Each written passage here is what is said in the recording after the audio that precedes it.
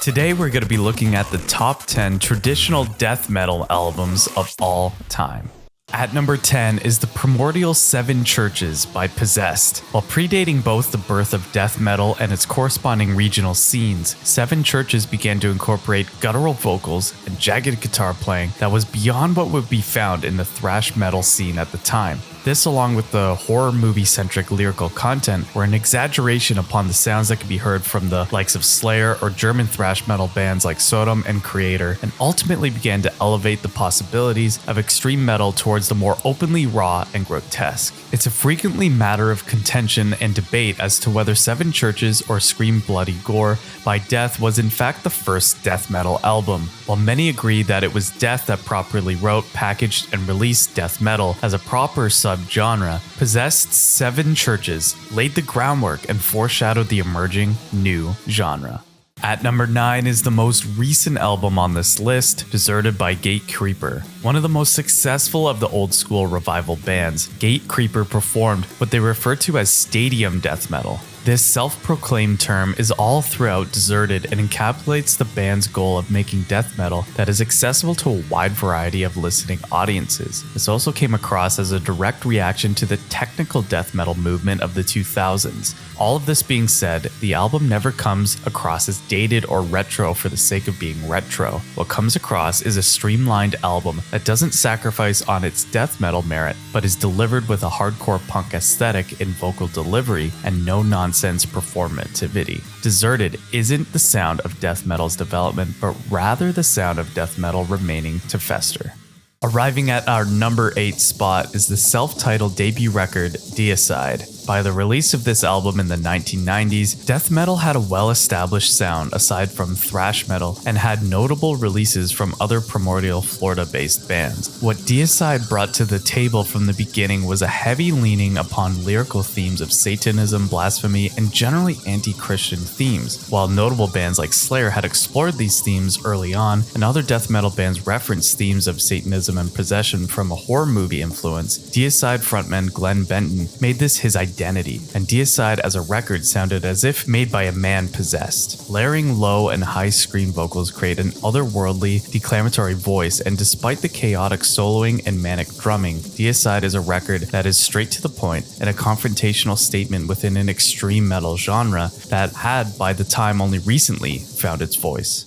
Taking up our spot at number 7 is Haunted by 6 Feet Under. Formed and recorded while vocalist Chris Barnes was still in Cannibal Corpse, the debut record by 6 Feet Under not only suited Barnes' personal change in vocal style, but helped to influence a subsect of death metal in its own right, death and roll. This subgenre takes death metal and infuses it with the groove-oriented and hook-laden approach of hard rock. From the opening track, The Enemy Inside, Haunted emphasizes a more straightforward rhythmic approach and lets the vocals breathe. This was a refreshing alternative to the brutal death metal and technical death metal movements that were pioneering extremes in guttural vocals and virtuosic instrumental playing respectively. While many have criticized this style that 6 Feet Under created, it represents the vitality of death metal in ironically less abrasive musical conditions and reveals how intensity can be conjured at all tempos and in many musical backdrops.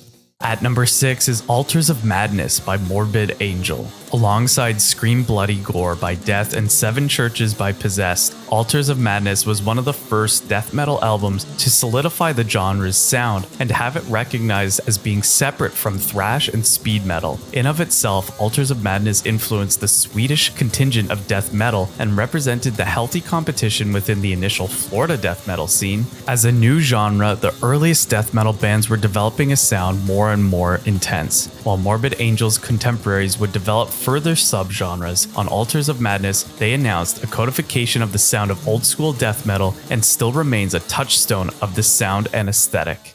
At number 5 is Slowly We Rot by Obituary. If Death are the Beatles of death metal, then Obituary are the Rolling Stones, the dirtier, greasier, no-frills alternative. Obituary announced their arrival on Slowly We Rot, and even by today's standards, it's a heavy recording. Vocalist John Tardy provides a gurgling low growl, and the guitars are fuzzy, grinding backdrop. While all of this is considered standard in today's death metal landscape, these sounds were created in less than ideal conditions. Take the guitar for example. It was performed in standard tuning rather than being detuned, and on a Fender Stratocaster guitar through a rat distortion pedal. From perspective, this was the same guitar rig used by David Gilmour from Pink Floyd, while subsequent Obituary albums would be tuned to D standard. Their releases never stayed too far from their initial sound, and what they created on Slowly We Rot was a rough death metal sound through willpower and a clear envisioning of a particular sound.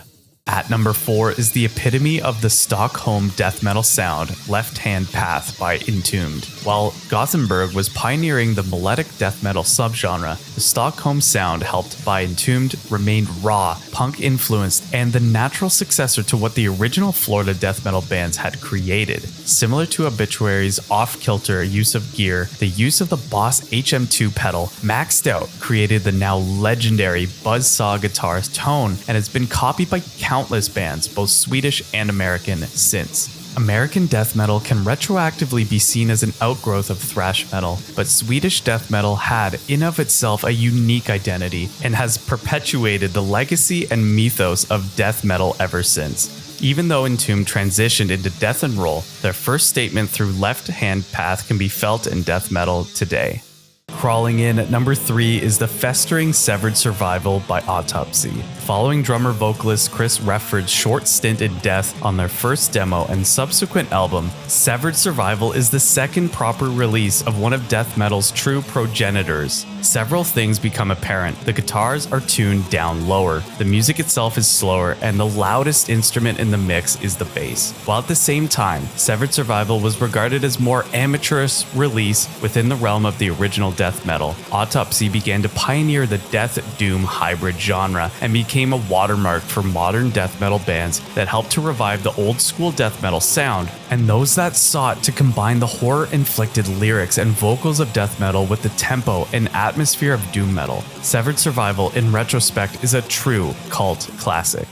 Taking our number 2 spot is Butchered at Birth by Cannibal Corpse. Known by many for their controversial and horrific album covers and lyrics, Cannibal Corpse for many have become the poster boys for death metal. While their first album, Eaten Back to Life, began their foray into death metal, it retained many aspects of darker thrash metal and came across as merely paying homage to zombie imagery. This changed on Butchered at Birth, the album that began the look and sound that would be continued throughout their career. Chris Barnes' vocals dropped almost inaudibly low, and all instruments are performed at a frantic pace. The production by Scott Barnes, while consistent with other death metal releases at the time, also pushes the envelope in the harmonic density. The wall of sound hits you and rarely lets up. Butchered at Birth would foreshadow a subgenre in its own right, brutal death metal. While a subgenre that would never reach anything near mainstream popularity, Butchered at Birth and brutal death metal were the final push of death metal's horrific aesthetic and something unique to any other listening experience. At number 1 is the undisputed classic Leprosy by Death. On Scream Bloody Gore, Death arguably created the first fully performed and packaged death metal record. But on their second album, band leader Chuck Schuldiner crafted hooks and wonderful songwriting within the context of death metal. On songs like Pull the Plug and Born Dead, the performances don't rely merely on frantic pacing or shock value, but begin to show complex song structures and lyrical content that focuses on life's true horrors. Schuldiner would be backed by many musicians throughout the course of Death's history, and often the execution of an album would be determined by the band as well as his vision. On Leprosy, the members of the band Massacre were present, and this pedigree allowed the album to be ingrained in the sound of original death metal, while also being pushed forward by Schuldiner's progressive ambitions. Leprosy is an album that was a modern classic at the time of its release, both of its time and looking forward.